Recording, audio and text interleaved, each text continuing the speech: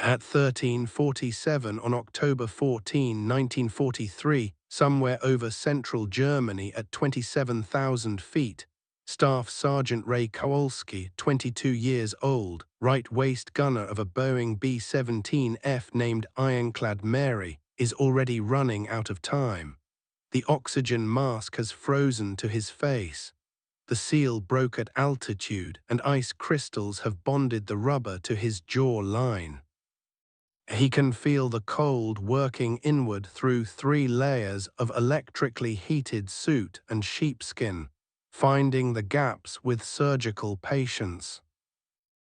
The ambient temperature outside the fuselage is negative 58 degrees Fahrenheit. He does not think about this. He is watching the clock position, 10 o'clock. Low, 2 Focke-Wulf 190s break from a cloud shelf at approximately 3,400 yards, rolling inverted in coordinated attack. The Sternbock configuration the Jagdwurf has been refining for 3 months to kill exactly this kind of formation at exactly this altitude. They come with their engine cowlings painted yellow, and in the winter light over the Thuringian Basin, those cowlings look like the open throats of hornets. Kowalski swings his Browning M2.50 caliber to bearing. The range closes faster than geometry suggests it should, 3,000 yards, 2,600, 2,200. The first Focke-Wulf is aiming not at Ironclad Mary but at the lead ship, the 97th's formation commander. The second Focke-Wulf is aiming at Kowalski specifically. He can tell by the geometry of the roll, the cant of the wings, the way the attack vector places the second fighter's nose directly on his window. 6 minutes ago, Ironclad Mary was one of 291 B-17s assigned to destroy the ball-bearing works at Schweinfurt. Now she is separated from the formation by approximately 400 yards, the result of a flak hit at 13:31 that shredded her number 3 engine and forced her to bleed airspeed she cannot recover. The 60 bombers will not come home today. Kowalski does not know this yet. He only knows that 13 German fighters are now working Ironclad Mary specifically because she is alone and they have all the time in the world. He does something no one expects. He stops tracking the lead ship and swings his gun 40 degrees aft, away from both incoming fighters, and fires a sustained 4-second burst at empty sky. No one in the crew understands why. Raymond Joseph Kowalski grew up in Hamtramck, Michigan, a square mile of Polish-American Detroit wedged between auto plants and Catholic school bells. His father worked the line at Dodge, Maine. His mother kept a photograph of the Virgin Mary above the kitchen door and one of Franklin Roosevelt beside it, as though the two constituted a matched pair. Ray was the third of 5 children and the only one who could fix a radio by ear. He enlisted at 18, 9 days after Pearl Harbor, lying about a minor heart murmur that would have kept him home. He wanted to fly. He tested high enough to be considered for pilot training, but washed out of the program at Randolph Field, not from lack of skill, but from a single instrument failure on a night cross-country that his evaluator scored as judgment error. The evaluator was wrong. Kowalski knew he was wrong. He never appealed. The Army sent him to flexible gunnery school at Kingman, Arizona, and he qualified with the highest deflection shooting score his class had produced in 6 months. The gunnery instructor, a former crop duster pilot from Arkansas, watched Kowalski walk the tracer stream through a toed sleeve target one afternoon and quietly marked the paperwork without comment. There was nothing to say. The kid thought in angles the way some people think in words. He carried a single photograph in the left breast pocket of his flight jacket. His younger sister, Maria, age 14, standing in front of the Hamtramck Public Library in her school coat. She had written on the back, "Come home with both ears, Ray." He had laughed at it, he carried it without thinking about it. It was simply part of the weight of getting dressed. Kowalski was assigned to the 306th Bombardment Group, 8th Air Force, based at Thurley, Bedfordshire, England. His aircraft was Ironclad Mary, a Boeing B-17F with the crew designation 369th Bombardment Squadron. When Kowalski joined, the 306th had already lost 19 aircraft in 3 months of operations. The ground crews called the group the Reich Wreckers because command did, not because the crews had chosen it. The crews themselves had less flattering names for what they were being asked to do. The first Schweinfurt raid in August 1943 had taken 36 bombers from 8th Air Force. The Luftwaffe had studied those results. They had spent 10 weeks adjusting doctrine. The crew of Ironclad Mary flew 4 missions between the first and second Schweinfurt raids, and on each mission the fighter attacks were slightly better organized than the last. They were being learned from. October 14th, Black Thursday, as it would be called, was the second attempt. The mission planning called for 320 aircraft in 3 waves. The escort fighters, P-47 Thunderbolts, could only reach the German border before fuel forced them to turn back. For the final 250 miles each way, the bombers would fly alone. If you want to follow along with more forgotten stories like this one, we put together a free resource called the Combat Blueprint. It's our newsletter where we go deeper on tactics, gear, and the men behind the missions. Link is in the description. Now back to Ray Kowalski. The briefing at Thurley began at 4:30 on October 14th. The intelligence officer pulled back the curtain on the map, and the red yarn ran deep, deeper than most of the crews had seen it run before. Schweinfurt, again, the ball-bearing factories that fed the entire German war machine's need for precision bearings, aircraft engines, tank transmissions, artillery mounts. The assessment was that the August raid had reduced German ball-bearing production by 38%. A second strike, the intelligence estimate held, would reduce it to catastrophic levels, perhaps 60 days of bearings remaining for the whole Wehrmacht. The weather forecast called for clear skies over the target after 1,300 hours. Both of these assessments were wrong. German production had not dropped 38%. The dispersal program, Verlagerung, had already begun relocating bearing production to smaller, harder-to-hit facilities across the Reich.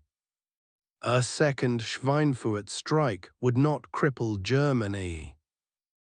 It would cost 8th Air Force in ways the intelligence estimate had not modeled, and the weather over Thuringia at 1300 was not clear. A cold front had arrived 6 hours earlier than forecast, scattering the bomber stream, breaking up the tight defensive box formations that made massed .50 caliber fire lethal, and separating stragglers from the protection of the group. Ironclad Mary would have been one of 291 aircraft if the formation had held.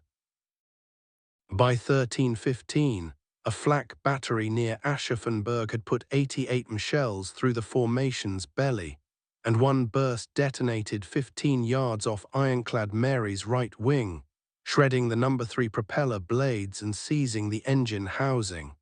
Pilot First Lieutenant George Hartley feathered the prop within 6 seconds and managed to keep altitude, but airspeed bled to 148 mph, 12 miles per hour below the formation's minimum grouping speed. The formation flew on.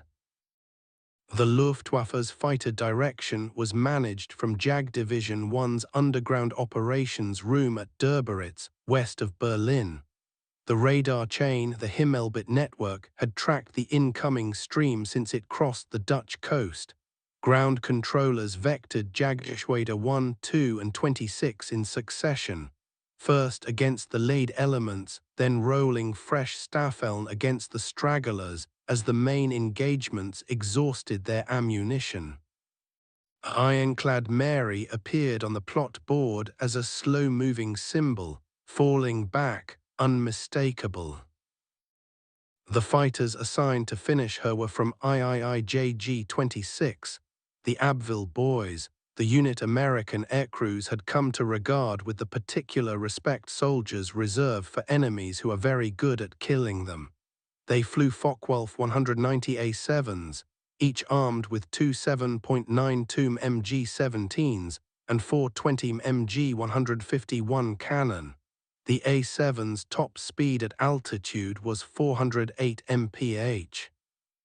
At the fight's opening range, Ironclad Mary was doing 148 mph with degraded maneuverability. The math was simple.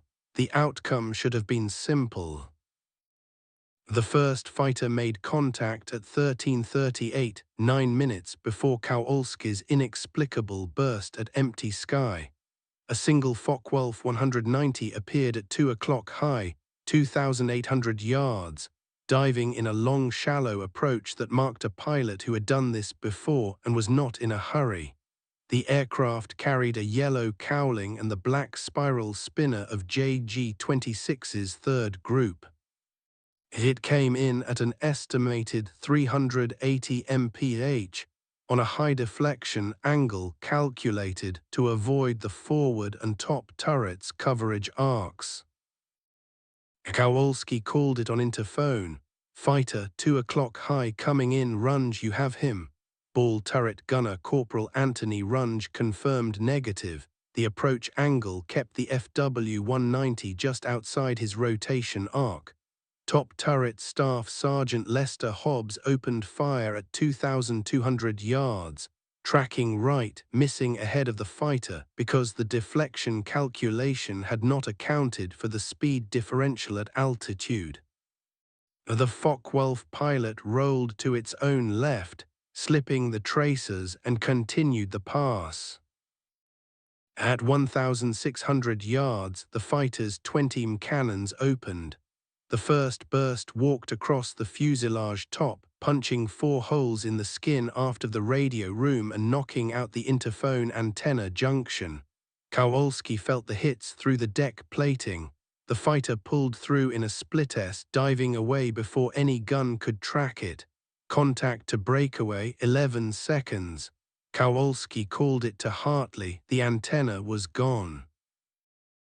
They would have interphone within the aircraft but no external radio communication without switching to the backup set in the nose. This was information. He filed it and kept watching. The next contact came from 9 o'clock level, a second FW-190, different profile, not diving but coming in flat, 1,800 yards at 320 mph in a horizontal beam approach. This was textbook Sternbach.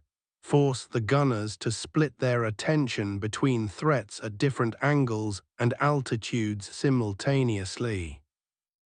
Kowalski picked up the second fighter and swung the Browning M2 to bearing, calculating a lead of approximately 58 feet at that range and closure rate. He fired a 4-second burst, 200 rounds, walked the stream ahead of the fighter's nose and watched the tracers intersect with the cockpit canopy at 900 yards. The Focke-Wulf's canopy exploded. The aircraft snapped right, rolled inverted and entered a vertical dive.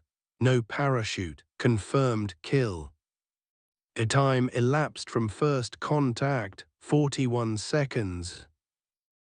It was at this point, with the aircraft under attack, with one engine dead, with interphone capability degraded, that Kowalski swung his gun 40 degrees aft and fired 4 seconds of .50 caliber into empty sky.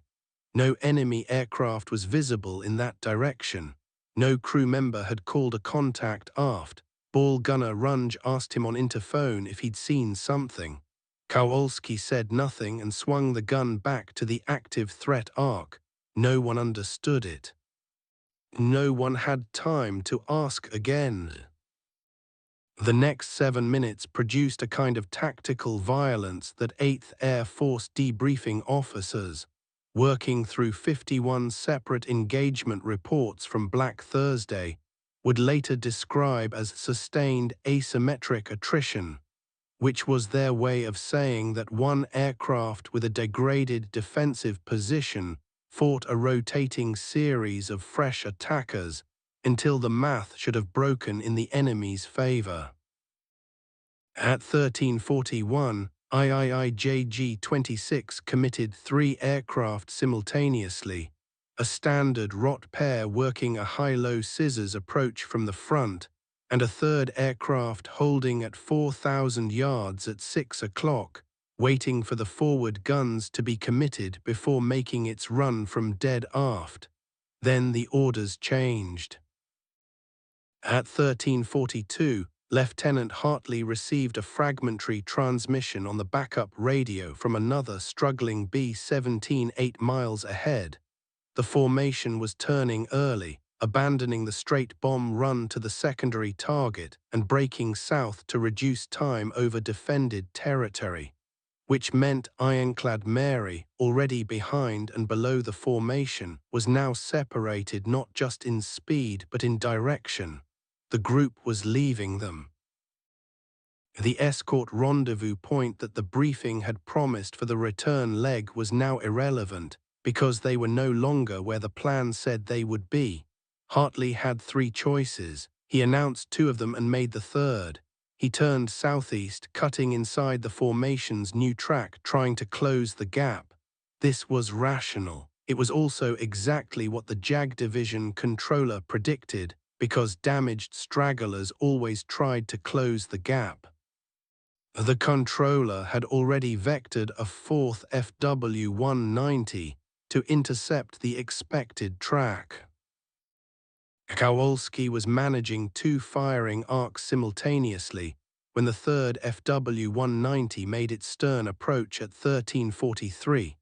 The fighter came in at 600 level, 1,200 yards, at 340 mph, cannon firing from outside the optimum range because the pilot was being cautious, because 3 of his Staffel Kameraden had already made runs on this particular aircraft, and the results were not what the tactical doctrine predicted. The burst missed long. Kowalski swung aft, tracking, and put the Browning on a deflection solution. The FW-190 was closing to 800 yards. He fired. The first burst caught the fighter's left wing root. The aircraft did not explode. It simply shed its left aileron, rolled uncontrollably to port, and entered a flat spin from which its pilot could not have recovered below 15,000 feet. They were at 26,000, 2 confirmed. The 4th fighter, the one the controller had pre-positioned, attacked from 10 o'clock at 1344. This one was different. The pilot held fire until 400 yards, inside the range where deflection shooting becomes nearly impossible, and aimed not at the fuselage but at Ironclad Mary's remaining engines on the left wing. The burst hit number 1 engine. The propeller stopped. Fragments punched through the engine nacelle and started a small fire, which co-pilot 2nd Lieutenant Dennis Alves killed with the fire suppression system inside 8 seconds. Now Ironclad Mary was flying on 2 engines, at 27,000 feet, with a rotating series of fighters. At 1345, tail gunner Sergeant Vincent Petrarca, firing his twin Browning M2S from the tail position, scored strikes on a 5th FW-190 that had made a high-speed pass from 6 o'clock high. The fighter broke off smoking. Kill status unconfirmed. Petrarca had been fighting alone in the tail position for 11 minutes, separated from the main engagement by length of fuselage, unable to see what Kowalski was doing, knowing only what came from the aft quadrant. The German pilots were beginning to confer on frequency. The JAG Division controller's log, recovered from a German archives by the USAF Historical Research Agency post-war, noted at 1344, Störenfried unusually aggressive, requests assessment. The German word means roughly troublemaker. The controller had assigned it to Ironclad Mary's radar signature because her track and her defensive fire signature were generating anomalous results. She should have been down. She was not down. At 1346, Kowalski's ammunition count, 1,100 rounds expended of 1,200 carried. He had 90 rounds left. At 1346, the radio operator's compartment caught fire. Technical Sergeant Emil Brandt, the radio operator, was not a gunner. His assigned defensive role was to man the single .50 caliber mounted in the radio room's overhead hatch. But the radio room hatch gun had been destroyed in the initial flak burst at 1331, and since then Brandt had been sitting at his set trying to raise any aircraft in range. When the 5th FW-190's cannon burst clipped the fuselage at frame station 5, one round detonated inside the radio compartment. It did not kill Brandt. What it did was start an electrical fire in the radio equipment, and Brandt, by regulation, was wearing a chest parachute pack but not a backpack, which meant evacuating the burning compartment meant moving through the aircraft to reach the waist door. He could not move through the aircraft because the waist area was Kowalski's gun position, and the waist area was receiving fire. Kowalski heard Brandt's voice on interphone, controlled, precise, the voice of a man who has decided not to panic because panicking takes energy. Fire in the radio room, not contained, need the door open, 90 rounds left. Kowalski reached into the breast pocket of his flight jacket with his left hand, keeping his right on the gun grips. He felt the photograph without taking it out, the corners, the slight curl where it had been refolded, the weight of it that was not weight at all. His sister, in front of the library. "Come home with both ears, Ray," he called Hartley. "Radio room fire. Brandt's trapped. I need 30 seconds. Hartley said, "You have what you have." 3 FW-190s remained in the active engagement envelope. 2 were holding at range, 3,000 to 3,500 yards, apparently waiting for Kowalski's gun to go quiet. 1 was making a positioning pass at 4 o'clock, setting up for a firing run. 90 rounds, 3 aircraft. Emil Brandt on the other side of a burning compartment. 2 working engines on a B-17 that needed 4 to stay at combat altitude. Kowalski pulled the Browning off its mount. He was not abandoning the gun, he was moving it. He dragged it 2 feet aft to the edge of the waist door's rear frame and reset the pintle mount in a different bracket, a backup position normally used for emergency bailout procedures, angled 30 degrees further aft than the standard firing position. It was the kind of mounting that put the gun in a geometry that the FW-190 pilots had not calculated into their attack envelopes. Their approach runs were calibrated to the standard waist gun arc. This was the unusual action, from Section 4. Now it made sense at 1347 watching Kowalski fire into empty sky. He had been ranging the alternate bracket position, testing whether the gun would cycle on the off-angle mount, confirming clearance. He had been preparing a position that didn't exist in Luftwaffe training manuals because it wasn't supposed to exist. No gunnery manual authorized it. No range trainer had taught it. He said nothing to anyone and waited for the first aircraft to commit. The positioning FW-190 at 4 o'clock completed its setup and began its attack run at 1347.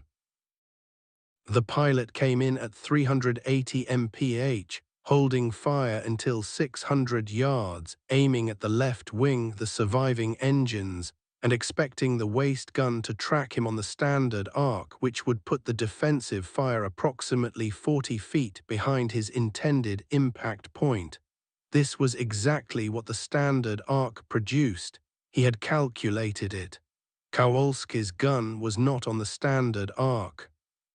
From the repositioned mount, the Browning could track 28 degrees further aft than doctrine specified. The pilot's attack geometry put him precisely in that extended coverage zone at the moment he intended to fire. He was planning to be safe. He was not safe. Kowalski fired at 700 yards, 50 yards outside the expected engagement range, tracking forward at the engine cowling. The burst caught the FW-190's engine at 650 yards. The Focke-Wulf's BMW 801 radial engine did not simply fail.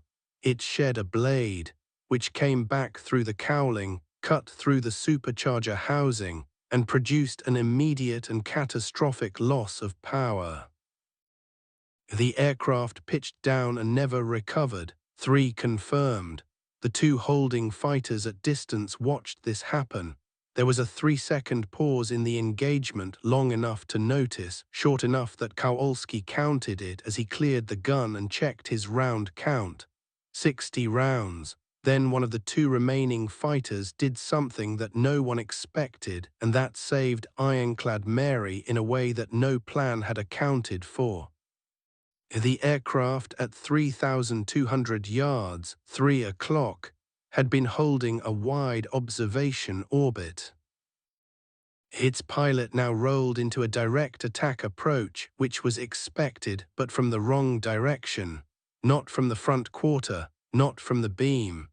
He came straight in at 3 o'clock level, which put him broadside to Kowalski's repositioned gun at point-blank range before the FW-190's own weapons bore on target. It was not brilliant. It was a mistake. A senior Oberfahrenrich who had committed to an attack heading without calculating how the defender's unusual position changed the geometry. The JAG Division controller's log records that Kowalski's repositioned gun was not the variable any pilot in the engagement had accounted for because it was not, by any published standard, a thing that existed.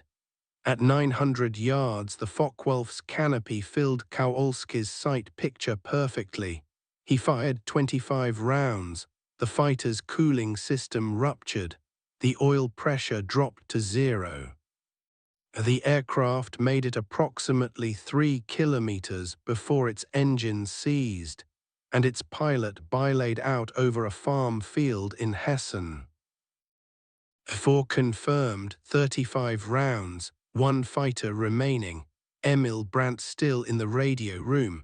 The final FW-190, the leader of the original pair from Section 4, held at 4,000 yards and made 1 more orbit. Then it broke away west and did not return. Its pilot's post-war account, recovered from a Bundesarchiv interview conducted in 1959, states that his cannon had fired approximately 180 of 200 rounds, and that he assessed the defensive fire from the damaged B-17 as inconsistent with any tactical model he had been trained to counter. He filed a damage assessment that described Ironclad Mary as probably destroyed. She was not destroyed. Kowalski opened the waist door. He dragged Emil Brandt out of the radio room himself, 31 seconds from the time the last fighter broke off, and put him on the deck in the waist while the co-pilot brought a fire extinguisher aft. Brandt had second-degree burns on both forearms. He would lose no fingers. At 13:48, Ironclad Mary had 4 confirmed kills from Kowalski's position, 1 unconfirmed from Petrarca in the tail, 2 functional engines out of 4, 60 miles to the German border, 340 miles to Thurley, and a fuel state that required careful arithmetic. Hartley and Alves ran the numbers together at 1350. Two engines meant reduced power meant increased fuel consumption per mile of actual forward progress. They had enough fuel for the Mission Profile Plus Standard Reserve, but they had not flown the Standard Profile. They had been 2 minutes behind the formation, burned additional power trying to close the gap, and were now on a slightly different routing than planned. The fuel reserve, calculated to the decimal, gave them a margin of approximately 41 miles at current airspeed and altitude. 41 miles was not enough. Hartley began a controlled descent to 8,000 feet. Lower altitude meant thicker air. Thicker air meant the two surviving engines could produce more actual thrust per gallon of fuel. The math changed. The calculation at 8,000 feet gave them a margin of 63 miles, enough if nothing else went wrong. At 1417 over the Netherlands, the number 4 engine, which had been running since takeoff without issue, began running rough. Alves called the cylinder head temperature rising, watched it for 90 seconds and throttled back. The engine did not seize. It ran rough and hot for the next 40 minutes, burning fuel slightly faster than the calculation assumed. The 63-mile margin became 48 miles.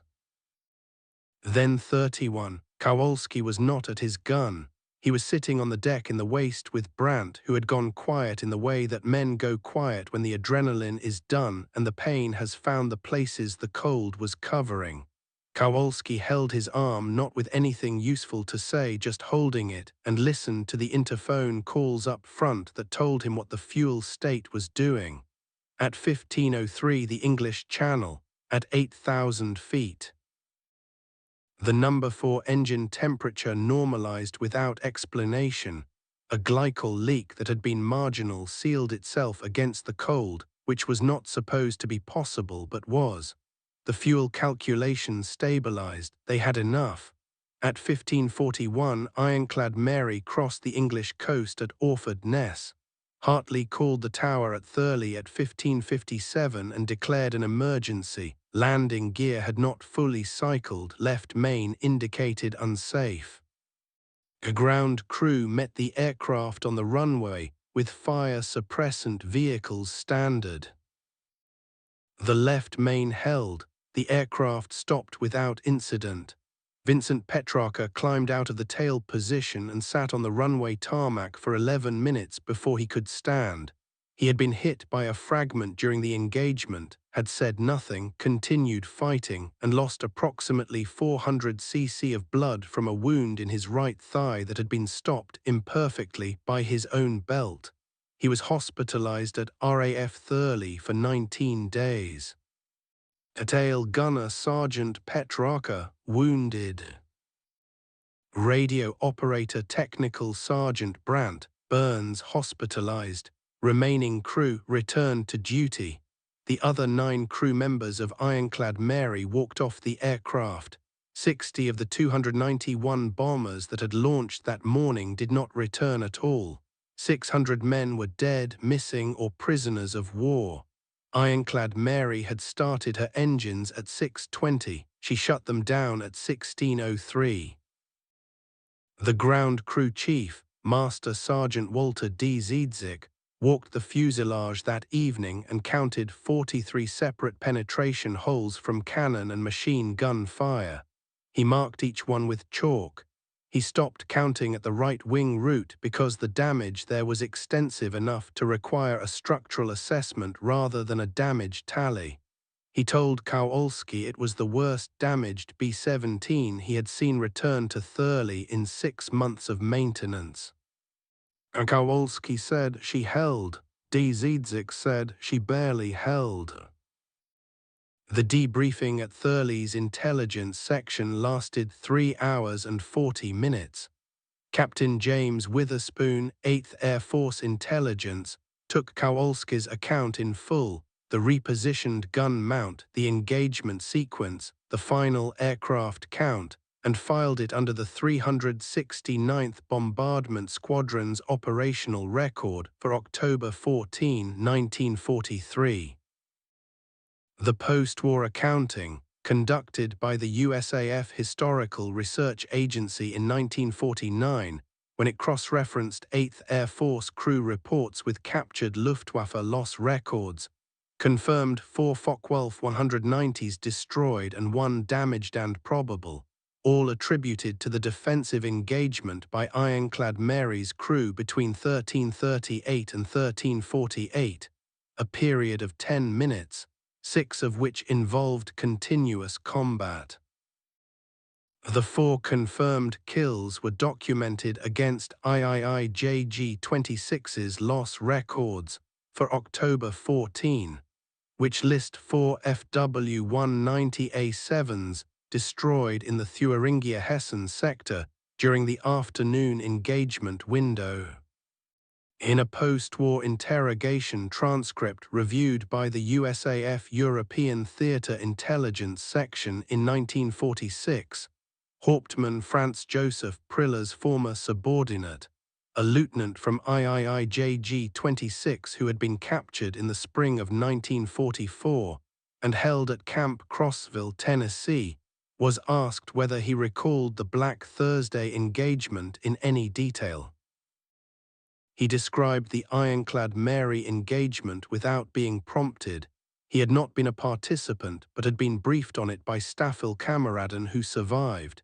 He told his interrogator that the pilots called the aircraft Der Teufelsmast, the Devil's Mast, because the gun that came from the impossible angle seemed to have no fixed position, appearing from directions that their attack geometry said could not exist. He described it as the kind of nickname men give to things they cannot explain. He said this without embarrassment. He said it as a statement of fact. Kowalski was awarded the Distinguished Service Cross.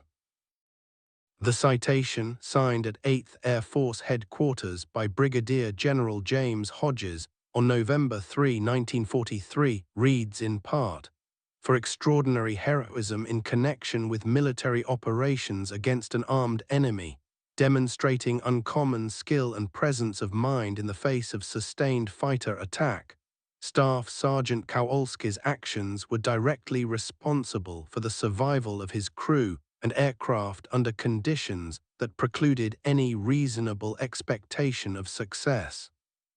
The DSC was 8th Air Force's second highest award. It was presented at Thurley on November 8, 1943, in a brief ceremony that the 306th historian recorded as lasting 14 minutes, because there were 3 other ceremonies that same afternoon.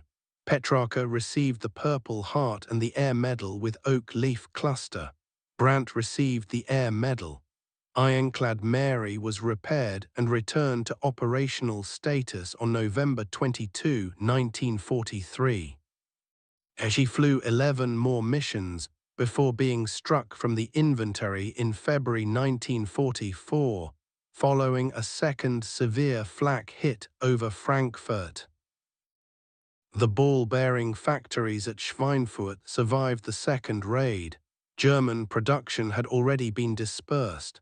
The raid that killed 60 American aircraft and 600 men did not achieve its strategic objective. It did demonstrate definitively that unescorted deep penetration bombing was not sustainable.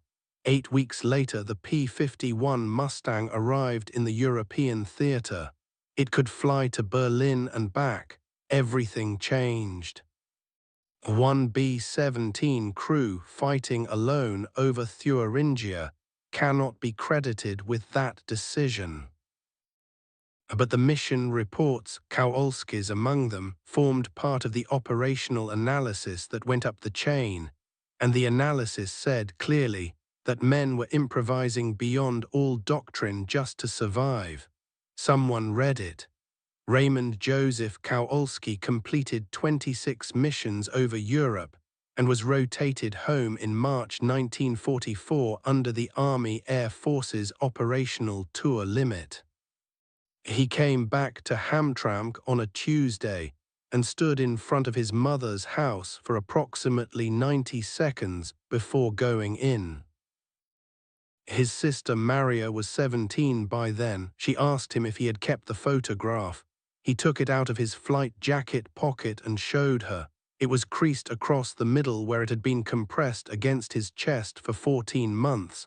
The image was still clear. She said, "You kept it the whole time." He said, "It was in my pocket." He did not explain what that meant. She did not need him to.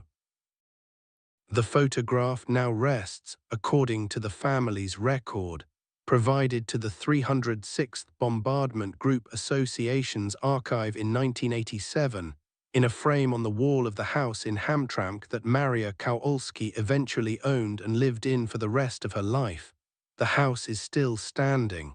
Kowalski took a job at the Chevrolet gear and axle plant after the war. He worked there for 31 years. He went to the 306th's reunions when they held them. He did not speak about the October 14th mission at the first 3 reunions he attended, not from reluctance, but because he had discovered that the people who hadn't been there couldn't quite hear what he was saying even when he said it clearly. So he stopped trying to explain it and settled for sitting with the men who had been there, who didn't need explanation. Vincent Petrarca attended every reunion until 1979. Emil Brandt attended until 1983. George Hartley died in 1971. Dennis Alves lived until 1994. Lester Hobbs, Anthony Runge, the rest of Ironclad Mary's crew, they came back, most of them, and became the specific kinds of men that their specific experiences had made them. What Kowalski did on October 14, 1943 was not complicated. He moved a gun to a bracket that wasn't supposed to hold one. He tested it on an empty patch of sky to confirm it would cycle. And when the time came, he fired from an angle that didn't exist in anyone's training manual.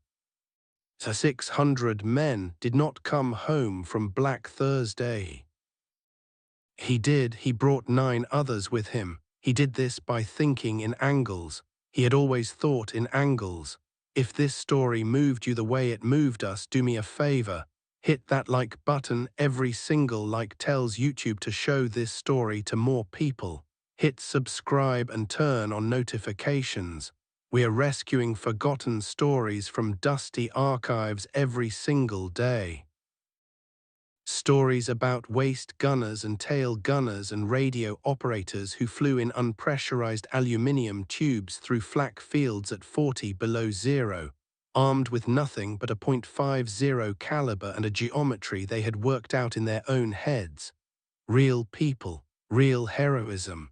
Drop a comment right now and tell us where you're watching from. Our community stretches across the entire world. You're not just a viewer, you're part of keeping these memories alive. Thank you for watching, and thank you for making sure Ray Kowalski and the crew of Ironclad Mary don't disappear into silence. These men deserve to be remembered, and you're helping make that happen.